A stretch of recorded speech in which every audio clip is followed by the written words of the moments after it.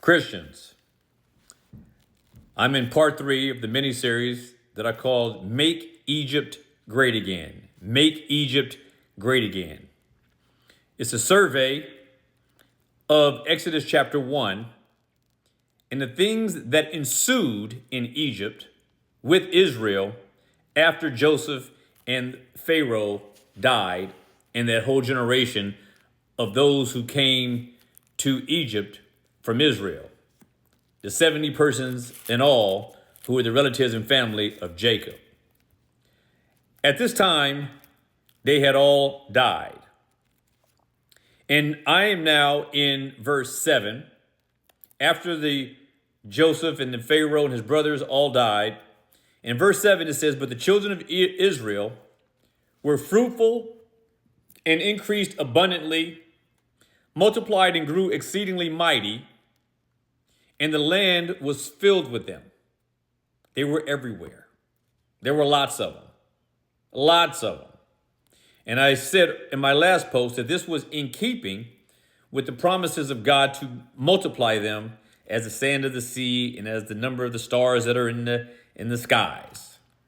They were intended by God to be a large, massive people.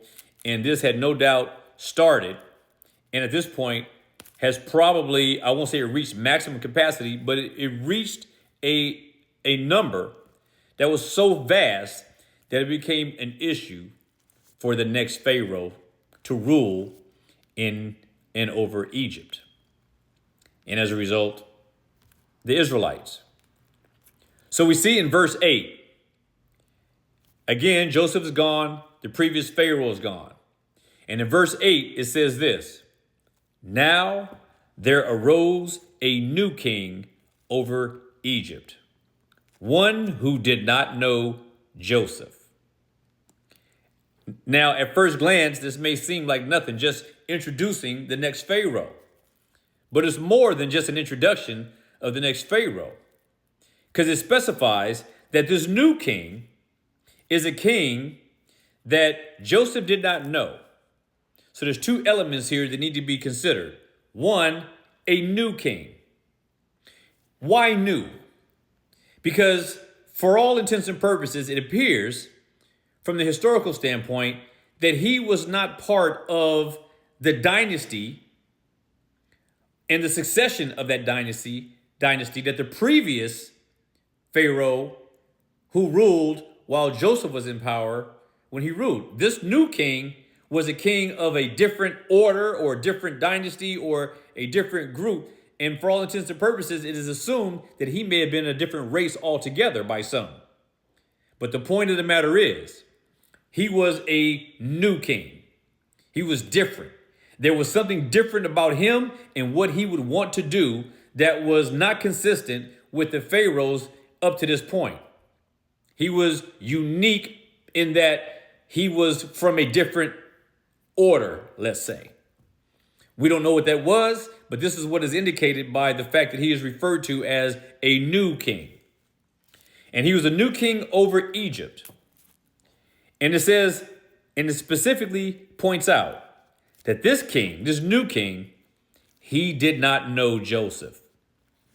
Now, it is not likely that he didn't know who Joseph was.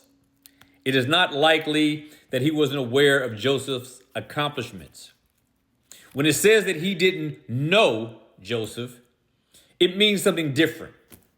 It means that he didn't know him in the sense that he appreciates what he did, or he didn't like what he did. He didn't know Joseph. He didn't have an affinity for him. He didn't have a desire to be connected with the policies that Joseph had.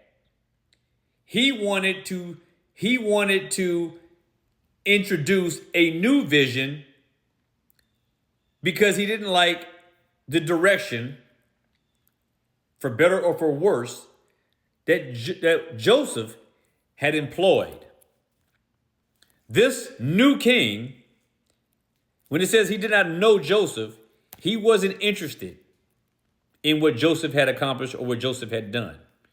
Regardless of the success regardless of what Joseph had developed in terms of his relationship with the Pharaoh that he served under, this king, this new king, had no interest.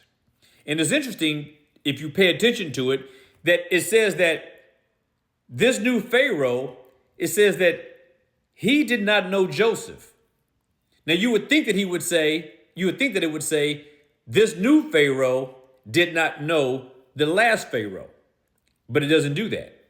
It specifies Joseph, which means that this king knew full well, like everyone else did, that Joseph was the one that was running things. Joseph was the one that was running things. And the king had told him before that Joseph, the throne was his minus the throne itself. He could do whatever, and he could exercise all the powers of Pharaoh, but he couldn't be Pharaoh. But this new king, this new Pharaoh, has a different plan. And whatever it was that Joseph had done, all his accomplishments, this new Pharaoh, this new king, he wasn't having it. And that's what you see here when it says that in verse 8 of chapter 1 of Exodus, that this new king arose over Egypt, and he did not know Joseph, meaning he wants nothing to do with whatever it is Joseph did or was doing when he was alive. He didn't care. He didn't know Joseph. Joseph's pursuits and his interests would not be his, as we shall soon find out. This guy was a different animal, and he was a different beast. And Joseph, he didn't like. He didn't know him personally to dislike, I don't think. But when it says he didn't know him, it means that he didn't look upon Joseph and his work kindly. That's it. Until the next one, be provoked and be persuaded.